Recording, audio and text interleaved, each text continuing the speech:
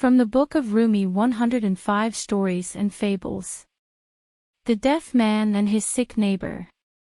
A man had been losing his hearing for some time but was too proud to admit his debility and continued to pretend that nothing was wrong with him.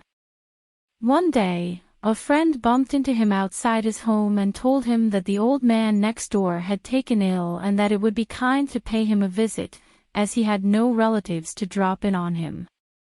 The nearly deaf man somehow made out what his friend was telling him and promised to visit his neighbor that very same day.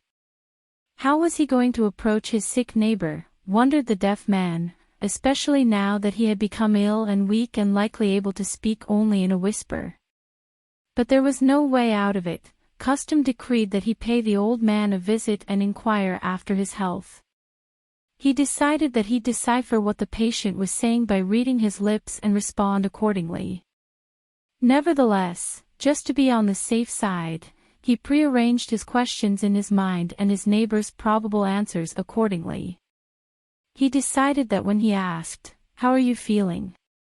the sick neighbor would probably say, "Thanks be to Allah, I'm surviving." Then he'd say to him, "That's wonderful, thank goodness," and continue, "What did you have to eat today?" The neighbor would probably reply, "I had a lovely vegetable soup, with a glass of cooling sherbet," to which he would respond, "Bon appetit, how wonderful."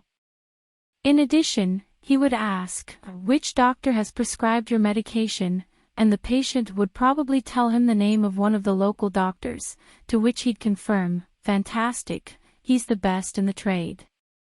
Thus, he was encouraged by his plan and immediately went next door to pay his visit. He sat next to the old man's bedding, which was spread out on the floor, and kindly asked him, "How are you feeling, my dear neighbor?" "I'm dying," moaned the sick man. "Thank God," the deaf man said jovially, and continued with his next question, which he had duly prepared.